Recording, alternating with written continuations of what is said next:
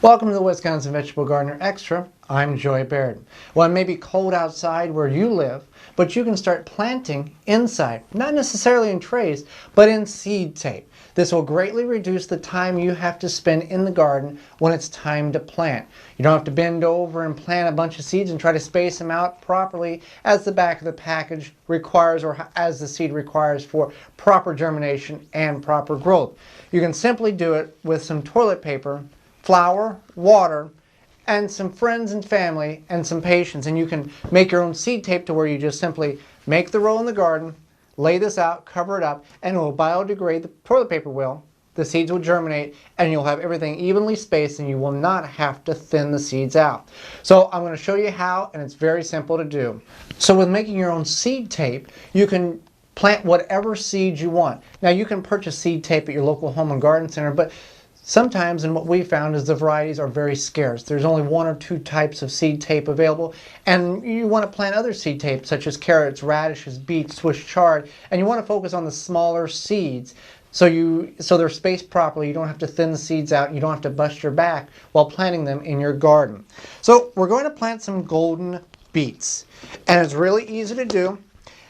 You're going to take your toilet paper, one ply or two, doesn't matter, and roll it out to whatever length you want it to be. And you can make these lengths at 2 foot or 3 foot or 1 foot intervals based on kind of your prepping on how much you're wanting to plant this year in your garden, whether you have a raised bed, a container, or traditional ground garden. So you're going to take your seed tape, which is your toilet paper, and you can unroll it however much you want, and you're simply going to cut the toilet paper in half. Now I've rolled it out, folded it over so I don't have to cut 4 or 5 feet at one time. I simply can take the scissors, cut it in half, and there you have your seed tape. And the way you mark it, you get your favorite measuring device, and you'll want to mark each specific seed a different distance based on how it grows. With beets, I'm marking them at every 5 inches. So they have proper growth and they're not crowding each other, and you simply can take a permanent marker or a dry erase marker. I've got a highlighter here, and just mark 5 inches. It doesn't have to be exact, but it does make a big difference whenever you don't have to go through the garden and pinch the seeds off and try to guess. You've got it marked here. So what your consistency or your glue is going to be is 1 part water to 1 part flour. And you want it to be about the consistency of school paste. So we've got it mixed here. Now what we're going to take is Q-tips and use the Q-tip and dab it in each spot that we're wanting to put a seed at.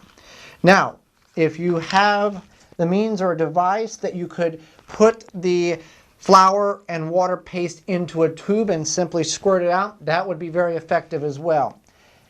So we'll just mark each one of these with a good dab of flour and glue, or flour glue paste, and you want to be sure you have enough that the seed can set in there, so when you fold it over it will stay closed. So now we want to take our beet seeds, we don't need a tape measure anymore, and put in a petri dish, plate, whatever you have available. And the beet seeds are a little larger than, let's say, onions or radishes that you would be planting. And you're simply going to just take the beet seed and nestle it right in the flour glue. That one's going to be a little rough to work with, but we'll get it. And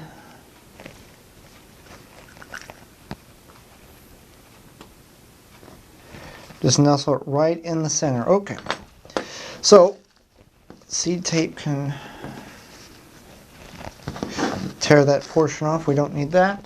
So all you're going to do is then take and fold it over on itself. And that's why you want enough flour to where it will adhere to itself and stay stuck together. And then you can let these dry, roll them up. You want to mark them with a label of some sort or another so you know what seed tape you have made. And you can store them in a Ziploc bag and put in your fridge. Because we're not soaking the seed or putting a lot of moisture to the seed's not going to germinate. And if you put them in the fridge for long-term storage, let's say you're not going to plant for a couple months, but you've got time to do it, they'll set very nicely in the fridge. Then you can take them out, place them in the garden, in the bed, in your container, cover the soil, water them in, and they'll grow very effectively, proper spacing, and they'll be healthier because they're not going to be crowded, and it'll save you time in the garden, time from trying to space the seeds out, and lessen the pain on your back. If you like what you see, you can comment, subscribe. We put out a video each and every Tuesday. I'm Joey Barrett, and this has been a Wisconsin Vegetable Gardener Extra. For more organic gardening, you can visit the WisconsinVegetableGardener.com.